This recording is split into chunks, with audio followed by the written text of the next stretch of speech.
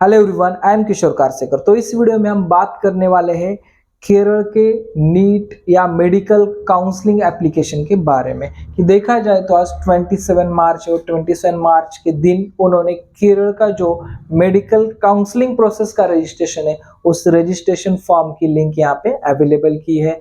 Available as well as उन्होंने आज के डेट से यहाँ पे फॉर्म चालू किया है। तो वन बाय वन हम ऑल स्टेप यहाँ पे इंफॉर्मेशन लेंगे और उसके बाद यहाँ पे इंपॉर्टेंट पार्ट है जो हम फॉर्म भर रहे हैं। ऑफिशियल वेबसाइट क्या है, उसके लिए हमें कौन से रिक्वायर्ड डॉक्यूमेंट्स है, एलिजिबिलिटी क्या है, एप्लीकेशन फॉर्म की फीस क्या है, और जो हम एप्लीकेशन फॉर्म भर के आगे जो फर्दर प्रोसेस है हमारा कि केरल में क्या कट ऑफ हो सकता है उसके बारे में हम इन डिटेल इंफॉर्मेशन लेंगे। ठीक है, तो देखा जाए तो फर्स्ट पॉइंट है हमारा केरल की ऑफिशियल वेबसाइट। ऑफिशियल वेबसाइट के बारे में देखा जाए तो kerala.gov.in ये हमारी ऑफिशियल वेबसाइट है।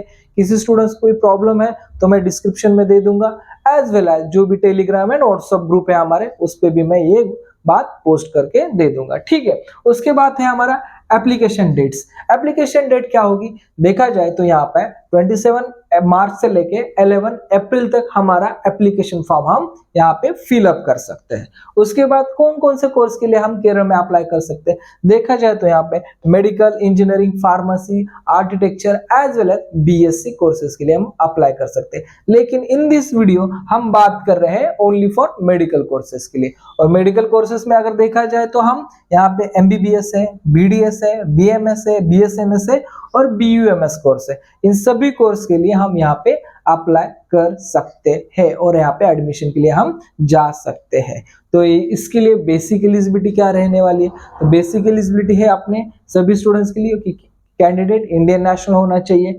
बाद में उसको जो भी बोर्ड एग्जाम है उसका स्टेट बोर्ड है, सीबीएसई बोर्ड है या अदर कौन सा भी बोर्ड जिस बोर्ड में physics, chemistry, biology compulsory subject है उस बोर्ड का आपका एग्रीगेट 50% है तो ही आपको यहाँ पे एडमिशन मिल सकता है अगले प्रोसेस में। अभी आप फॉर्म फिलअप कर सकते हैं लेकिन एडमिशन के लिए एलिजिबिलिटी आपकी चेक होने वाली है। मैं ये बात क्यों बता रहा हूँ क्योंकि बहुत सारे स्टूडेंट्स ने जब कर्नाटक काउंसलिंग रजिस्ट्रेशन का फॉर्म भर रहे थे तब ये बात किसी ने नोटिस ही नहीं की।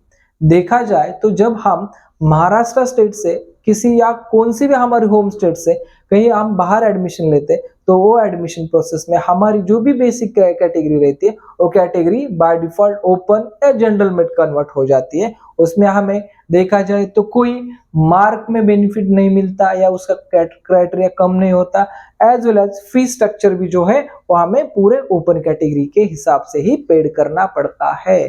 ठीक है, इसके साथ ही एज का देखा जाए तो जब भी आपका एडमिशन हो रहा है तब आपका 17 कंप्लीट होना चाहिए। ये तो अभी हर बच्चे का कंप्लीट बाय डिफॉल्ट ही हो जाएगा, उसमें कोई दिक्कत नहीं है। बाद में डॉक्यूमेंट्स रिक्वायर्ड। अब रिक्वायर्ड डॉक्यूमेंट्स क्या लगने वाले देखा जाए तो जो कर्नाटका के लिए अप्लाई कर चुके हैं उनके डॉक्यूमेंट्स और ये डॉक्यूमेंट्स ऑलमोस्ट सेम ही, इसमें कोई डिफरेंसेस नहीं है। तो फर्स्ट डॉक्यूमेंट्स है हमारा 10th मार्कशीट। बाद में एडिशनल थोड़ा सा यहाँ पे डेट ऑफ बर्थ प्रूफ वाला हमें डॉक्यूमेंट्स लगने वाला है। जो स्टूडेंट सीबीएसई से है तो उनके मार्कशीट पे है, जो यहाँ पे बोर्ड एग्जाम के थ्रू एडमिशन ले रहे हैं यानी कि सीबीएसई बोर्ड छोड़ के या अदर स्टेट बोर्ड के तो उसमें देखा जाए तो आपकी एक सनद कॉपी रहती है उस पे भी रहेगा, या आपकी लिविंग सर्टिफिकेट है उस पे भी हम यहाँ पे अप्लाई कर सकते हैं।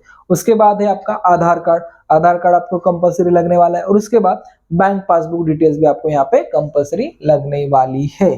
ठीक है, ये सब हो जाने के बाद हमें जो भी फीस लगने वाला है एप्लीकेशन के लिए, एप्लीकेशन फीस हमारा 625 ये अपना एप्लीकेशन फीस यहाँ पे लगने वाला है। ठीक है, एप्लीकेशन फीस के बाद देखा जाए तो ये फॉर्म जो है ये फॉर्म हमें 3 फेजेस में भरना है।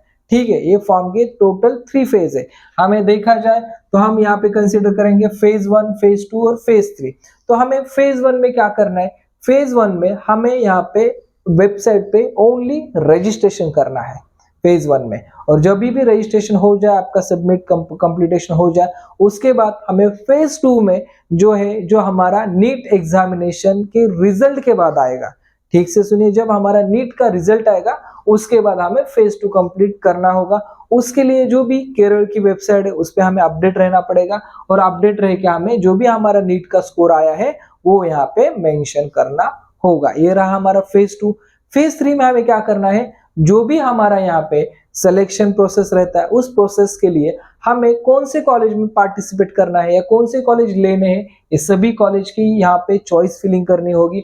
लगभग देखा जाए केरल में जो भी केरल के बाहर के स्टूडेंट्स हैं उनके लिए टोटली 90 कॉलेजेस यहाँ पे अवेलेबल है, और 90 कॉलेज का अगर एक एवरेज कट ऑफ अगर देखा जाए एज पर लास्ट ईयर तो यहाँ पे 523 प्लस ही यहाँ पे गया था लास्ट ईयर। ठीक है, लास्ट ईयर 523 एक कट ऑफ था। ठीक है, अभी एक कट ऑफ 523 तो हमारे होम स्टेट की जो भी हमारे सेमी गवर्नमेंट कॉलेज है उसमें भी सेम ही कट ऑफ है, तो हम बाहर क्यों जाए। तो केरल में क्यों जाते हैं स्टूडेंट, जो मतलब नॉन केरलियन स्टूडेंट्स है वो स्टूडेंट्स यहाँ पे जाते हैं कि जो भी केरल के जो भी प्राइवेट कॉलेज है या सेमी गवर्नमेंट कॉलेजेस है उन कॉलेजेस का फीस स्ट्रक्चर अगर देखा जाए तो 6.50 टू यहाँ पे 10 लाख के इन बिटवीन आपका फीस स्ट्रक्चर रहने वाला है। इसके लिए बहुत सारे स्टूडेंट्स यहाँ पे जाते हैं, क्योंकि अगर हमारे स्टेट में किसी सेमी गवर्नमेंट कॉलेज का फीस अगर हम 12 लाख 13 लाख पेड कर रहे हैं तो उसकी जगह ये कोई बुरा ऑप्शन नहीं है। मार्क्स तो सेम है, बस यहाँ पे स्टेट डिफरेंट है, इसकी वजह से भी यहाँ का कट ऑफ थोड़ा सा हाई रहता है as compare to other state semi government colleges. As compare to अगर कर्नाटक के हिसाब से देखा जाए तो कट ऑफ ऑलमोस्ट हाई ही रहेगा यहाँ पे। ठीक है, तो ये इंफॉर्मेशन मैंने आपको बता दी।